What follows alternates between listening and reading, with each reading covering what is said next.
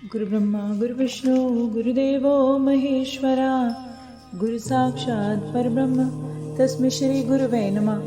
ओम श्री गणेशाय नमः। बोलो शंकर भगवान की जय, बोलो गौरा मैया की जय। हर हर महादेव। कल हमने सुना था मोक्ष विवेचन और शिव पूजा का उपदेश और लिंग की पूजा, शिवलिंग के पूजा का विधान। और आज हम पढ़ेंगे भस्म के स्वरूप का निरूपण और महत्व और शिव और गुरु शब्द की व्युक्ति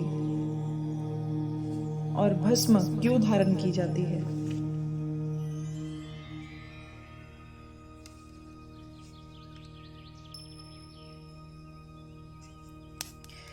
विभूति 3 प्रकार की होती है। लोक अग्नि जनित, वेद अग्नि जनित और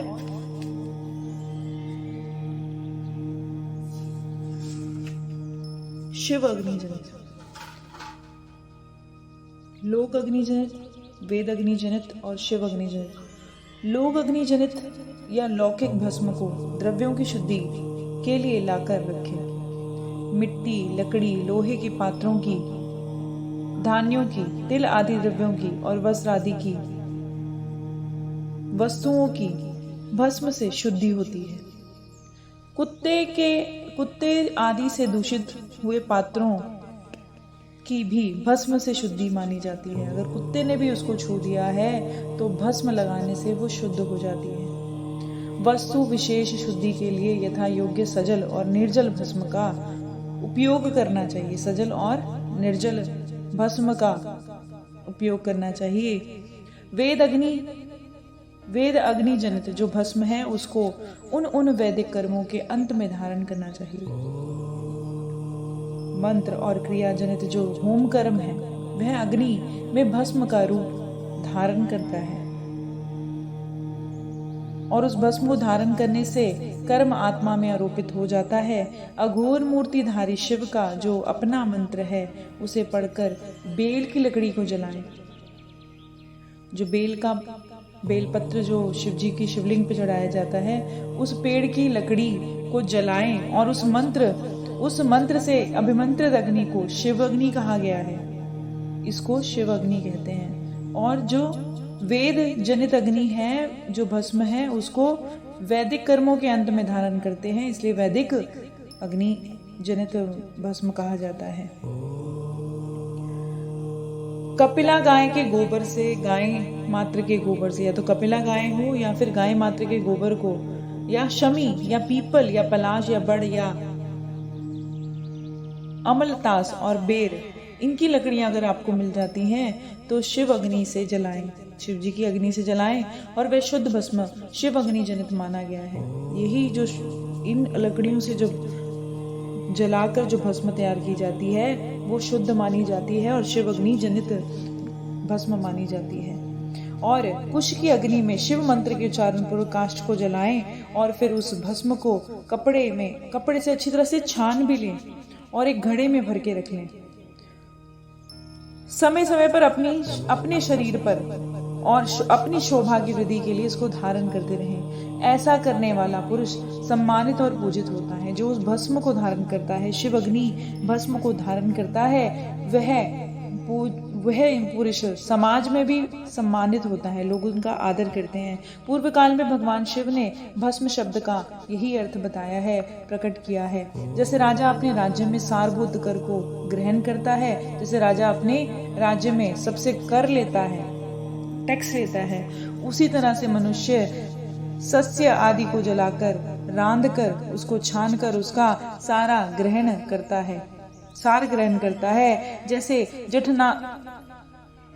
जठरानल और नाना प्रकार के भक्ष्य भोजन पदार्थों को भारी मात्रा में ग्रहण करके जलाता है। जैसे जठर अग्नि बहुत सारे जो भोजन, खाने लायक भोजन है, उसको सबको इकट्ठा करके जला देती है। जलाकर सार तर वस्तु ग्रहण करता है और फिर जो उसका रस निकालकर शरीर की जितनी भी हमारी रक्त बनाता है और पूरा हमारा शरीर उससे काम करता है, पोषण मिलता है।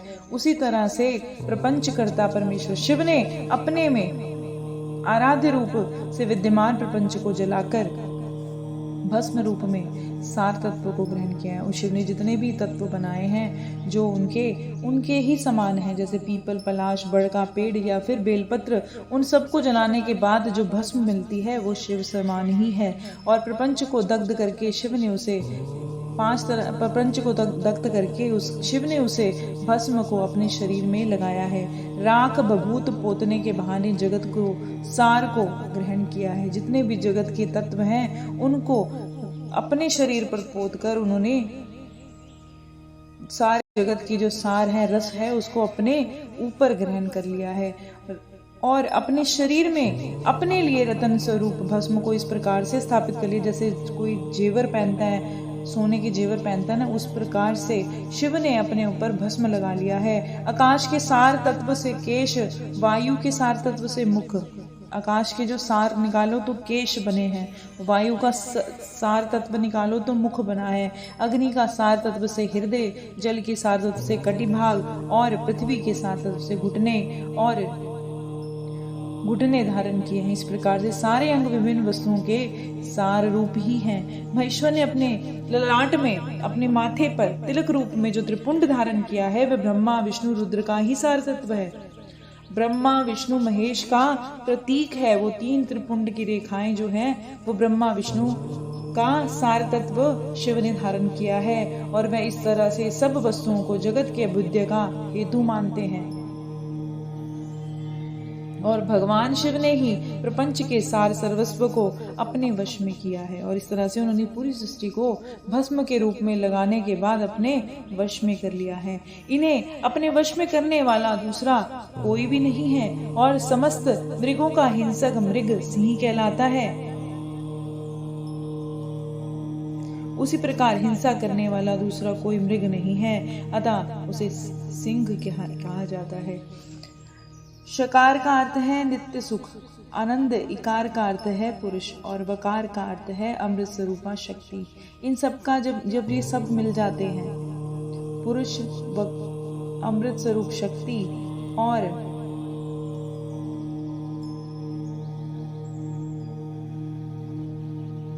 आनंद, नित्य सुख, ये सब जब मिल जाते हैं तो शिव कहलाते हैं। इस रूप में भगवान शिव को अपना आत्मा मानकर उनकी पूजा करनी चाहिए।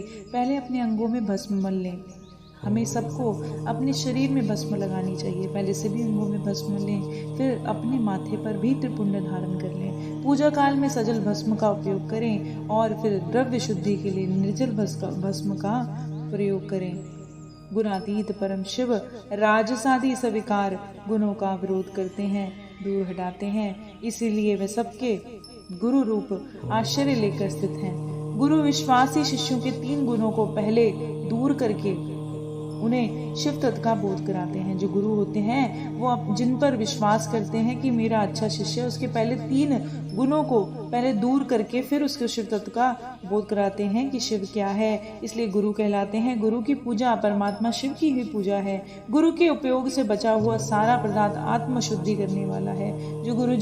जो गुरु अपने उपयोग में समान जो भी चीजें लेके आते हैं उसमें से जो भी बच जाता है वह आत्म शुद्धि के लिए, अपनी शुद्धि के लिए है। गुरु की आज्ञा के बिना उपयोग में लाया हुआ सब कुछ वैसा ही है जैसे चोर चोरी करके लाई हुई वस्तु का उपयोग करता है। गुरु की बिना, इच्छा के बिना या उनकी मर्जी के बिना कोई भी वस्तु उनकी अपने आप नहीं लेनी चाहिए। गुरु भी विशेष ज्ञानवान पुरुष मिल जाए, गुरु से भी विशेष कोई ज्ञानवान पुरुष मिल जाए तो उसे भी यत्न पर गुरु बना लेना चाहिए। अगर आपको गुरु से भी विशेष कोई गुरु मिल जाए तो उसे गुरु बना लेना चाहिए।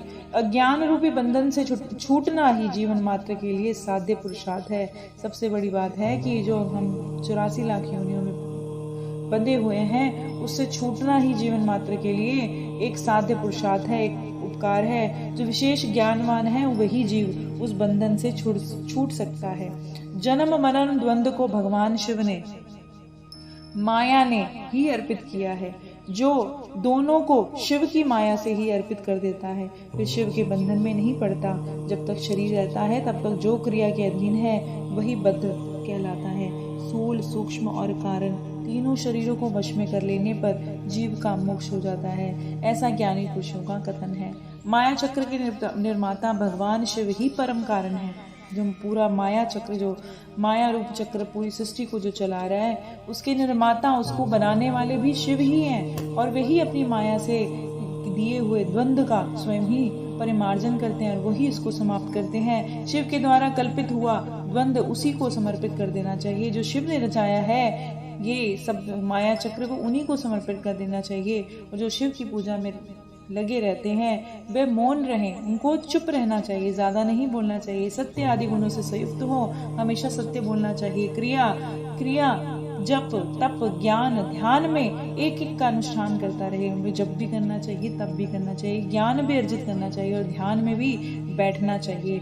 ऐश्वर्य दिव्य शरीर की प्राप्ति, ज्ञान का उदय, अज्ञान का निवारण, और अज्ञान है तो उसको निवारण करें और ज्ञान की प्राप्ति करें। भगवान शिव के समीप ये सब करने से भगवान के समीप जाने का लाभ मिलता है।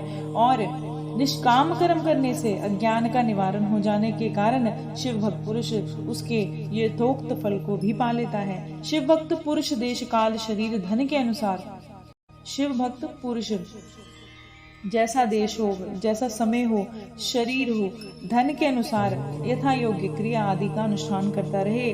धनोपार्जित उत्तम धन से ही, जो उसने धन जमा कर रखा हो, न्यायोपार्जित, न्याय से, किसी के साथ लूटपाट करके या छीना छपटी करके या बुरे कर्म करके वो धन को ना जोड़ा गया हो, अच्छा न्यायोपार्जित धन होना चाहिए। उसको निर्वाह करते हुए विद्वान पुरुष को शिव के स्थान में निवास करना चाहिए, शिव के स्थान में ही रहना चाहिए। जीव हिंसा नहीं करनी चाहिए, मांस नहीं खाना चाहिए, अत्यंत कलेश शून्य जीवन बिताना चाहिए और लड़ाई झगड़े नहीं करने चाहिए। पंचाक्षर मंत्र के जप से, ओम नमः शिवाय के जप से अभिमंत्र अन्न को और जल को सुखपूर्व माना गया है कि जब भी आप भोजन करें, जब भी आप जल पिएं तो ओम नमः शिवाय जप करते हुए, पंचाक्षर मंत्र जप करते ही उसको ग्रहण करना चाहिए।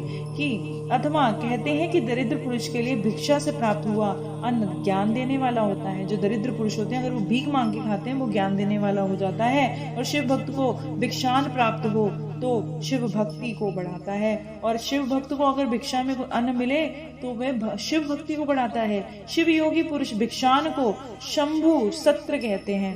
जो शिव योगी होते हैं, शिव के योगी होते हैं, साधु संत होते हैं, वो भिक्षान को शंभु सत्र कहते हैं। और जिस किसी के उपाय से जहाँ कहीं भी भूतल पर शुद्ध अन्न भोजन करते हुए सदा शांत रहते हैं, मौन भाव से रहते हैं, अपने साधन कार्य से किसी से भी प्रकट नहीं करते कि वो क्या कर रहे हैं, ऐसा प्रकट नहीं करते, किसी को बताते नहीं, गुप्त रखते हैं। भक्तों के समक्ष शिव के महात्मा को प्रकाशित करते हैं और जो उनके भक्त उनसे मिलने आते हैं उनके सामने शिव के बारे में, शिव की चर्चा करते हैं, शिव की कथा सुनाते हैं। और शिव मंत्र के रहस्य को भगवान शिव ही जानते हैं, दूसरा कोई नहीं जानता।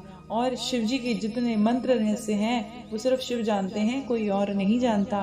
बोल शंकर भगवान की जय, बोल गौरा मैया की जय। हर हर महादेव।